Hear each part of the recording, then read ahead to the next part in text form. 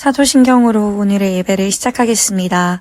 전능하사 천지를 만드신 하나님 아버지를 내가 믿사오며 그 외아들 우리 주 예수 그리스도를 믿사오니 이는 성령으로 잉태하사 동정녀 마리아에게 나시고 본디오 빌라도에게 고난을 받으사 십자가에 못 박혀 죽으시고 장사한 지 사흘 만에 죽은 자 가운데서 다시 살아나시며 하늘에 오르사 전능하신 하나님 우편에 앉아 계시다가 저리로서 산자와 죽은 자를 심판하러 오시리라.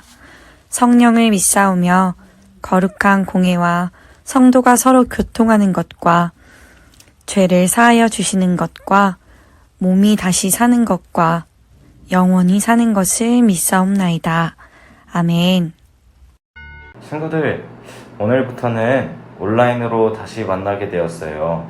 코로나가 4단계로 격상되는 바람에 2주 동안 온라인으로 함께 할 겁니다. 만나지 못해서 속상하지만 지금 있는 자리에서 하나님이 나와 함께 계시다는 것을 기억하면서 더욱 간절한 마음으로 기쁜 마음으로 함께 예배드리기 원합니다. 오늘의 말씀은 사도행전 7장 1절에서 5절까지입니다. 대제사장이 이르되 이것이 사실이냐? 스데반이 이르되 여러분 부형들이여 들으소서. 우리 조상 아브라함이 하란에 있기 전 메소포다미아에 있을 때에 영광의 하나님이 그에게 보여 이르시되 내 고향과 친척을 떠나 내가 내게 보일 땅으로 가라 하시니 아브라함이 갈대아 사람의 땅을 떠나 하란에 걸었다가 그의 아버지가 죽음에 하나님이 그를 거기서 너희 지금 사는 이 땅으로 옮기셨느니라. 그러나 여기서 발붙일 만한 땅도 유업으로 주지 아니하시고 다만 이 땅을 아직 자신도 없는 그와 그의 후손에게 소유로 주신다고 약속하였으며. 아멘. 친구들, 오늘 말씀에서는 스데반이라는 사람이 나와요. 이 스데반이 누구냐면 교회가 처음 생겨났을 때 그 사도가 말씀을 전하고 아프고 힘든 사람들을 돌봐야 하는데 너무 많은 사람들을 관리하니까 말씀도 보지 못하고 몸이 10개라도 부족한 거예요. 그래서 이 사람은 아픈 사람들을 관리하세요. 또 저 사람은 말씀을 전하세요. 등 이렇게 7사람을 뽑자고 이야기가 나왔어요. 그래서 이 사도들을 도울 7사람을 뽑게 되었어요. 그 중에 한 명이 바로 오늘 말씀의 주인공인 스데반입니다. 이 스데반은 성령과 지혜로 충만했어요. 스데반은 어떤 사람이라고요? 스데반은 성령과 지혜가 충만한 사람이에요. 그래서 스데반은 교회에서 사람들을 돕고 또 말씀을 전했어요. 그래서 그 7사람들과 또 오늘 말씀의 주인공인 스데반으로 인해서 초대교회가 더 큰 부흥을 이루기 시작했답니다.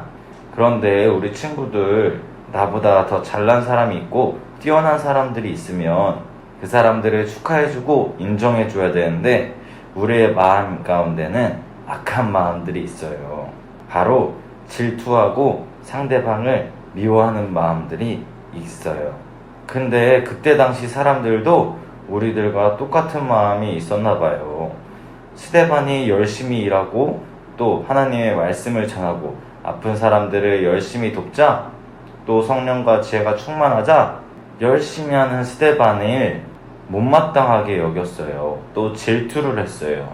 그래서 그 사람들끼리 속닥속닥 스데반을 끌어내리려고 이야기했어요. 그렇게 본인들끼리 얘기를 끝마치고 그 사람들은 스데반을 하나님의 교회와 또 하나님이 지으신 법을 무시하고 조롱했다고 거짓말을 했어요.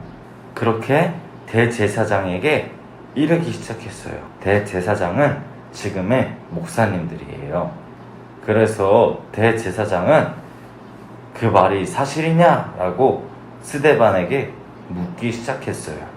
그래서 스데반이 어떻게 말을 했냐면 이르시되 내 고향과 친척을 떠나 내가 내게 보일 땅으로 가라 하시니 라고 말했어요. 이 말이 무슨 뜻이냐면요, 우리가 우상을 섬기는 일에서 떠나서 하나님의 말씀을 향해서 나아가야 한다는 말이었어요. 왜냐하면 이때 당시 유대 사람들은 성전을 섬기는데 우상을 섬기는 것처럼 했어요. 그래서 스데반은 그들에게 우상을 섬기는 일을 멈추고 하나님께 나아가게 하기 위해서 말씀을 전했던 것이었어요. 그렇지만 스데반은 그 말을 함에도 또 그런 거짓말을 당했음에도 성령과 지혜가 충만했기 때문에 하나님의 얼굴을 하면서 마음의 평안을 누리면서 그 대답을 할 수 있었답니다. 오늘 말씀을 들으면서 우리 친구들은 어떤 생각이 들었나요? 첫 번째로는 우리 안에 미워하고 질투하는 마음들을 끊어내야 돼요. 우리는 하나님이 허락하신 한 공동체예요. 그러므로 조금 힘들고 나와 뜻이 맞지 않고 나와 생각이 다르다고 해도 서로 사랑하면서 하나님께 나아가는 것이 어떤 방법인지 의논하면서 하나님이 우리 가운데 함께 하시도록 기도해야 돼요. 그런데 전도사님도 가끔 하나님이 주신 공동체에서 나보다 잘난 사람들이 있거나 뛰어난 사람들이 있으면 또 전도사님이 못하는 것을 다른 사람들이 더 잘하는 것을 보면 가끔 질투가 있고 미워하는 마음이 생길 때가 있어요.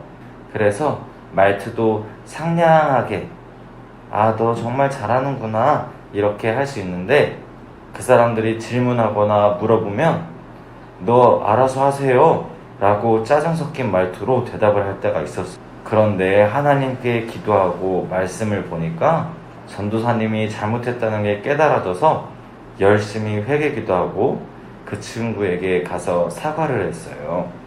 예수님을 믿지 않았다면 전도사님은 그렇게 하지 않았을 거예요. 그런데 예수님을 믿으니까 전도사님 안에 죄가 무엇인지 보게 되고 또 그 전도사님 안에 있는 미움과 질투하는 마음들을 가지고 예수님께 나아가니까 예수님께서 전도사님을 변화시켜 주셨어요. 예수님은 이렇게 우리를 변화시켜 주는 분이에요. 두 번째로는 우리가 우상을 떠나서 하나님께로 돌아가야 한다는 말씀이에요. 우상은 뭐라 그랬죠? 내가 하나님보다 더 사랑하는 것들을 우상이라 그러죠.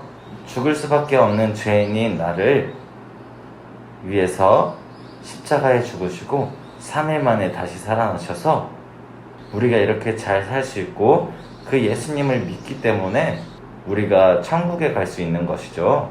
그렇기 때문에 우리에게 가장 소중한 것은 가장 소중한 분은 예수님 한 분이 되어야 해요.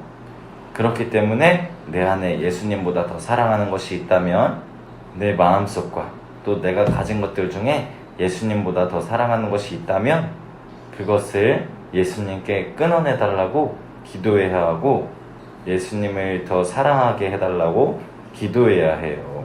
전도사님도 예수님을 정말 많이 사랑하지만 가끔 예수님보다 더 사랑하고 또 재미있는 것을 찾을 때가 많아요. 그 중에 하나가 바로 핸드폰이었어요. 핸드폰을 보면 재밌는 것들이 너무나도 많고 또 재밌는 영상들이 계속해서 올라오니까 계속 예수님을 보는 것보다 핸드폰을 보는 시간이 더 많고 더 즐거웠어요. 그래서 말씀과 찬양과 기도를 하지 않게 되었어요. 그래서 전도사님은 이 핸드폰이라는 우상을 끊어내기 위해서 하나님께 기도하면서 핸드폰을 아예 안 보기 시작했어요. 그랬더니 하나님께서는 더 이상 핸드폰이 생각나지 않게 해주셨고 다시 하나님을 예배하고 찬양하고 말씀을 보고 기도하는 것이 또 예수님을 사랑하는 것이 가장 소중하다는 것을 깨닫게 해주셨어요. 하나님은 못할 것이 아무것도 없으세요. 우리 친구들도 우리에게 생명 주신 예수님께 더 나아가 예수님을 더 사랑하기 위해서 내가 예수님보다 사랑하는 것들을 끊어내 하나님의 위대하심을 경험하는 우리 친구들이 되기를 축복합니다. 자, 그럼 오늘의 퀴즈입니다. 전도사님이 예수님보다 더 사랑했던 것은 무엇일까요? 1번 컴퓨터, 2번 핸드폰, 3번 책. 자, 두 번째 퀴즈입니다. 전도사님이 예수님보다 더 사랑했던 것이 있다고 했죠? 1번 문제에서 나왔던 것을 끊어내기 위해서 어떻게 했을까요? 1번 잠만 잤다, 2번 예수님께 기도했다, 3번 핸드폰을 아예 보지 않았다. 정답을 적어서 각 반 담임선생님께 보내주면 간식과 상품이 가겠습니다. 우리 친구들 집에만 있어 지루하고 힘들겠지만 다시 만날 그날을 기대하면서 함께 기도하여 곧 있을 여름 성경학교도 기대하고 기도하는 마음으로 함께 준비하면 좋겠습니다. 우리 친구들 다음 주에 만나요. 안녕. 계신 우리 아버지여, 이름이 거룩히 여김을 받으시오며 나라에 임하옵시며 뜻이 하늘에서 이루어진 것 같이 땅에서도 이루어지리이다. 오늘날 우리에게 일용할 양식을 주옵시고 우리가 우리에게 죄 지은 자를 사하여 준 것 같이 우리 죄를 사하여 주옵시고 우리를 시험에 들게 하지 마옵시고 다만 악에서 구하옵소서. 대개 나라와 권세와 영광이 아버지께 영원히 있사옵나이다. 아멘.